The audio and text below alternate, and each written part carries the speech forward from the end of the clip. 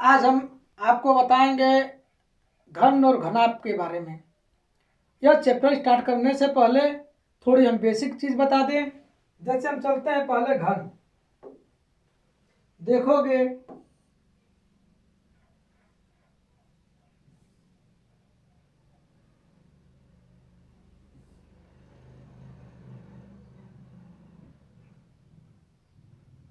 घन घन में सारे भुजाएं बराबर होते हैं, प्रत्येक कोण 90 अंश का होता है। और घन कैसे बनता है, यह स्क्वायर को जोड़ जोड़ के घन बनता है। जैसे देखिए हम स्क्वायर को जोड़ के बना देते हैं घन। यहाँ पे देखिए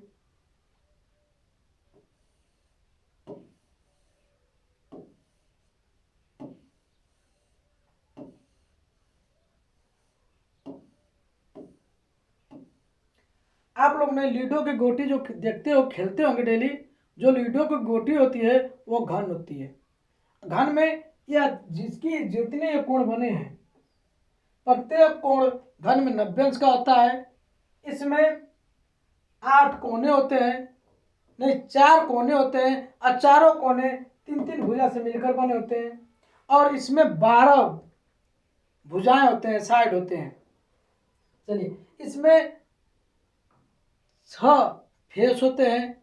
देखिए सब वो फेस का नाम आपको गिना दें। ऊपर वाले को टॉप व्यू, नीचे वाले को बॉटम व्यू, सामने वाले को फ्रंट व्यू, पीछे वाले इसके पीछे बैक व्यू, और यह दोनों साइड व्यू है। अब हम आते हैं थोड़ी सी यहीं पे बगल में ही आ जाते हैं। यहाँ पे देखिए घनाभ पे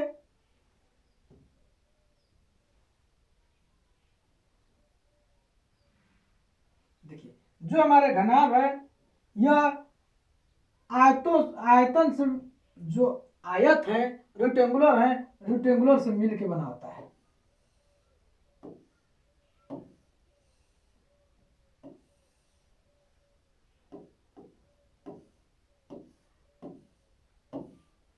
अब देखिए, अब यहाँ पे अगर इसकी लंबाई ये यल है, चौड़ाई बी है, तो हाइट एच है। जो ऊपर की होती है उसको हाइट बोलते हैं। एक चीज और नोट करोगे, इसमें भी 4 कोने होते हैं, 12 भुजाएं होते हैं, और 6 फेस होते हैं।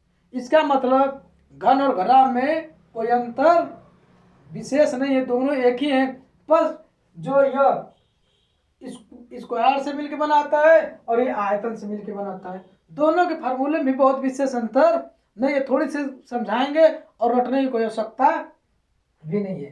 देखिए इसके जो साइड है, हमने बताया कि जितने साइड है वो बराबर बराबर होते हैं। ये मान लिया ए और ये ए है, वो अलग अलग हो गए घनाभ में। अब देखिए इसका वॉल्यूम, वॉल्यूम मीन्स होता है आयतन।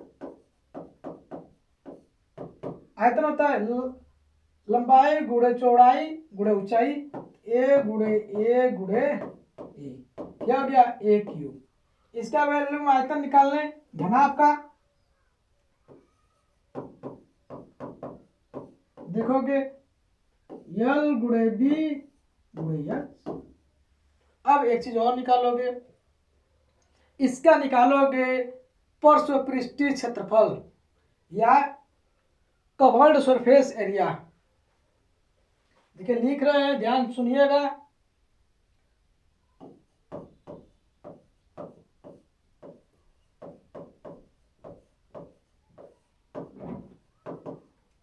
पार्श्वपृष्ठीय क्षेत्रफल क्या होता है? पार्श्वपृष्ठीय क्षेत्रफल यह होता है कि जो नीचे का जो बॉटम दिया है और ऊपर का जो टॉप दिया है, इसको छोड़ करके सभी सरफेस एरिया। तो देखिए इसमें हमने आपसे बताया, अब यह 2 को छोड़िए तो हमारे पास कितने बचे? एक फ्रंट, एक बैक और एक साइड, और ये साइड। तो इसकी एरिया तो निकालते हैं। यहाँ पे देखिए इसका एरिया 1 है, स्क्वायर का होता है। स्क्वायर का एरिया क्या होता है? ए गुणे ए, ए गुणे ए हो गया। अब सुनिए, अब यहाँ पे ये 1 है, 1 2, ये सामने 3 और इसके पीछे 4, तो 4 से मल्टीप्लाई कर दो। ठीक, मतलब यह पार्श्वपृष्ठीय क्षेत्रफल का होता है कि बॉटम और टॉप जो है उसके एरिया को छोड़ करके बाकी सभी एरियाओं का योग। तो देखिए हमने एक का बना दिया, एक इधर होता है एक इधर होता है और एक सामने और एक पीछे, तो उसका एरिया निकाल दिया। एक का निकालिए तो 4 बच गए, तो 4 का गुणा कर दिए तो 4a²। अब इसी तरह इस पे आ जाओ, पृष्ठीय क्षेत्रफल।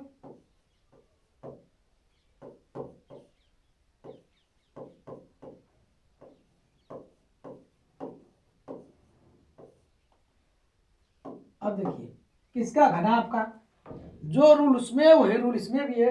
हमने इसको और इसको छोड़ दो, नीचे का टॉप और बॉटम को छोड़ दो, बाकी साइडों के एरिया निकाल लो। तो देखिए इसका एरिया पहले निकालते हैं, यल गुणे एच, ये आगे है, इसके पीछे भी होगा तो 2 कर दोगे, धन यहाँ पे देखिए बी गुणे एच, तो बी गुणे एच। अब देखिए ये इधर तो ये इधर भी होगा 2, यहाँ से 2 एच कॉमन ले लो, तो ये यल धन बी हो गया। ठीक, अब हम आते हैं इसका कुल पृष्ठीय क्षेत्रफल।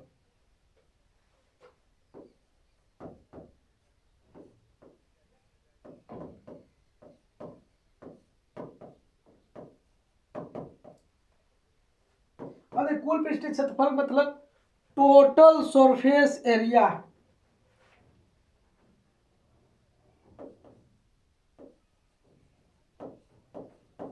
ठीक, इसका मतलब ये इसका नीचे का ऊपर का बगल का टोटल सरफेस एरिया का योग। तो देखिए इसका एरिया निकाल दो, ए गुणे बी, ए गुणे ये स्क्वायर, टोटल कितने हैं 6 हैं, तो 6 से मल्टीप्लाई कर दो। ठीक, आगे देखोगे इसी में ठीक यही है टोटल सरफेस एरिया, समझ जाओगे, यहीं से टी ऐसे लिख दिए टोटल सरफेस एरिया। तब फार्मूला यहीं पे देखिए हमने यही रख दिया टोटल सरफेस एरिया का योग। तो यहाँ देखिए पहले हम इसका निकाल दिए 2LH धन, या इसका निकाल दिए 2BH। हम 2 क्यों लिख दे रहे हैं, देखिए ये इधर और ये इधर का योग, ये इसका तो इसके बॉटम का योग, अब प्लस, अब बॉटम और टॉप प्लस बॉटम कितना आता है AL और B।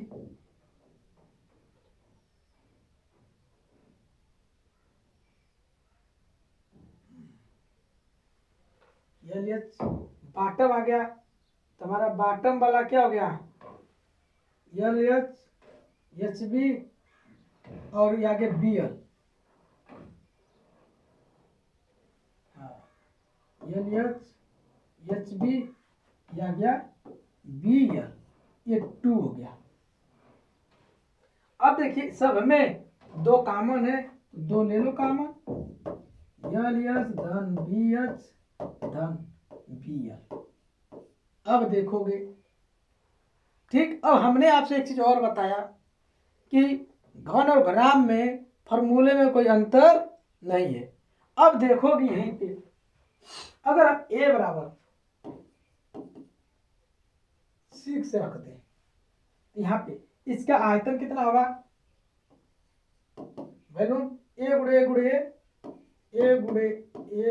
ए होता है, तो 6 गुड़े 6 गुड़े 6, 6 36, 36 में 6 का गुणा कर दो, 6 36, 36 18 19 20 21 216। अब हम आते हैं इसके में 6 मान रख देते हैं, लंबाई भी 6, ऊंचाई भी 6 और चौड़ाई भी 6, तो 6 गुड़े 6 गुड़े 6 बराबर कितना हो गया 216। अब देखिए इसके में अगर मैं पे पृष्ठीय क्षेत्रफल देखिए हम यहाँ पर रख दिए 4, 6 गुड़े 6, 6 36, 36 में 6, 4 का गुणा कर दो, 4 5 424 और 4 3 12 13 14। यहाँ पे देखोगे अगर हमारा 6 है, यहाँ पे मान रखोगे 2, एच का मान कितना रख दिए 6, और यहाँ पे देखिए जोड़ दो 6 धन 6, 6 6 12 गुणे 12, अब गुणा कर दोगे तो कितना हो गया 6 12, ठीक। अच्छा अच्छा अच्छा अच्छा 12, तो 12 का गुणा 12 में करेंगे तो 144 कितना हो गया 144। यहाँ पे हमने गुणा करने में एक गलती हो गया है। 27 4 चौका 16 424 और 4 3 12 13 14 144 सॉरी गुणा करने में मिस्टेक हो गया, ये भी 144। तो इसी तरह हमारा टोटल सरफेस एरिया इसका भी निकालो चाहे इसका भी निकाल दो, इस पे कोई अंतर नहीं है। आप चलते हैं थोड़ी सी इसको रब करते हैं, थोड़ा हम इसी पे बता देंगे। अब देखिए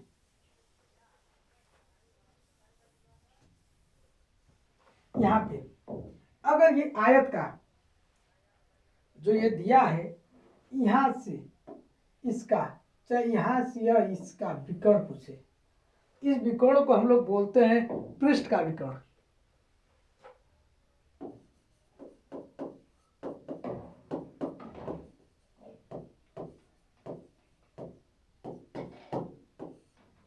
जैसे आयतन है, अरे स्क्वायर है, इसका यह भुजा यह है, तो इसका यह जो विकर्ण होगा ये 1 कमड़ी में 2 होता है, तो इसके विकर्ण क्या होगा कमड़ी में 2a होगा।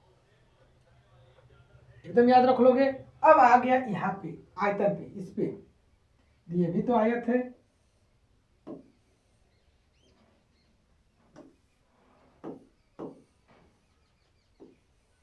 अब देखिए ये यल है और ये डी है, इसके विकर्ण पूछेगा।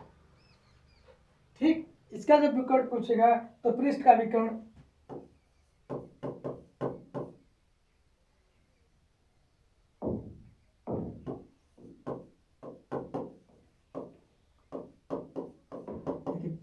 वही घनाभ के पृष्ठ का विकर्ण, घनाभ के पृष्ठ का विकर्ण होता है डी स्क्वायर बराबर होता है यल स्क्वायर धन बी स्क्वायर। विकर्ण करो कि इसका और इसका वर्ग, क्योंकि समकोण त्रिभुज है तो डी बराबर कौड़ी में यल स्क्वायर धन बी स्क्वायर। ये भी ठीक हो गया। अब थोड़ी सी और आगे ध्यान दीजिएगा,